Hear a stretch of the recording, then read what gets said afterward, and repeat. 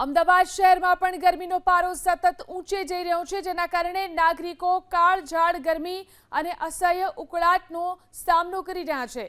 રવિવારે અમદાવાદમાં તાપમાનનો પારો 44.8 ડિગ્રી સુધી પહોંચતા ચાલુ સિઝનનો સૌથી ગરમ દિવસ નોંધાયો હતો, જે એપ્રિલ મહિનાના ઇતિહાસમાં ત્રીજી વાર નોંધાયેલી રેકોર્ડ બ્રેક ગરમી છે। હવામાન વિભાગે આજે સોમવારે પણ શહેરમાં યલો એલર્ટ જાહેર કર્યું છે, જેમાં તાપમાન 45 ડિગ્રીની સપાટી વટાવી શકે તેવી શક્યતા વ્યક્ત કરવામાં આવી છે। બપોરના સમયે ફૂંકાતા ગરમ પવનોને કારણે રસ્તાઓ સુમસામ ભાસે છે અને હીટવેવની સ્થિતિને કારણે આરોગ્ય વિભાગે નાગરિકોને બપોરે બિનજરૂરી બહાર ન નીકળવા તથા પૂરતા પ્રમાણમાં પ્રવાહી લેવાની સૂચના આપી છે।